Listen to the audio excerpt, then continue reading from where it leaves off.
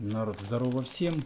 И снова на обзоре еще одна лекарственная лечебная трава. Тимьян — это чабрец, который можно добавлять в чай и т.д. и т.п. Он очень пахнет и ароматный. Так, поехали.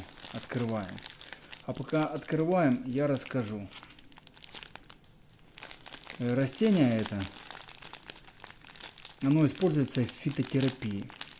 Растение растет в диких условиях, на лугах, полях, в горах, в общем везде. Также его используют для декора в садах собственных, в огородах можно высаживать. Оно как красивое, так и полезное. Тимьян. Он помогает от кашля.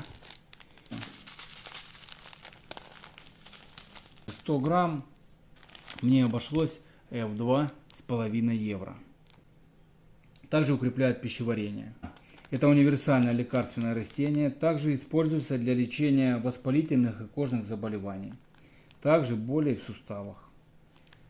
Все просто на самом деле. Все, что нужно сделать, это взять одну чайную ложку, залить его кипятком 250 мл воды, настоится и можно употреблять. Раза-два в день, я думаю, достаточно. Можно и 3. Вот. Также его можно добавлять в чай, черный, зеленый.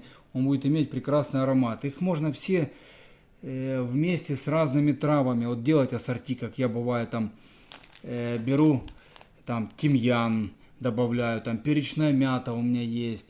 Я там все вот так ассорти делаю. Зверобой, который еще называют кровь Христа.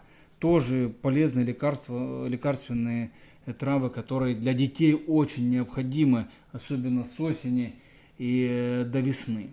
И как всегда, народ, смотри следующее видео и подписывайся на канал.